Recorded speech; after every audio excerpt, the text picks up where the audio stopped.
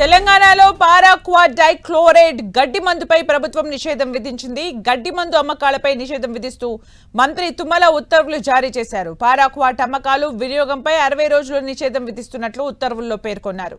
నిబంధనలు ఉల్లంఘించిన వారిపై కఠిన చర్యలు తీసుకుంటామని హెచ్చరించారు మంత్రి తుమ్మల. గడ్డి మందు నిషేధంపై ఇటీవలే లోక్సభలో ప్రస్తావించారు ఎంపీ కడియం కావ్య.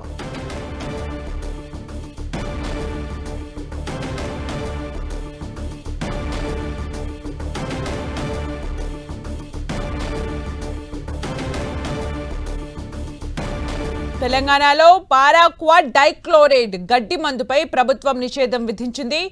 గడ్డి మందు అమ్మకాలపై నిషేధం విధిస్తూ మంత్రి తుమ్మల ఉత్తర్వులు జారీ చేశారు. పారాక్వాట్ అమ్మకాలు వినియోగంపై 60 రోజులు నిషేధం విధిస్తున్నట్లు ఉత్తర్వుల్లో పేర్కొన్నారు. నిబంధనలు ఉల్లంఘించిన వారిపై కఠిన చర్యలు తీసుకుంటామని హెచ్చరించారు మంత్రి తుమ్మల. గడ్డి మందు నిషేధంపై ఇటీవలే లోక్సభలో ప్రస్తావించారు ఎంపీ కడియం కావ్య.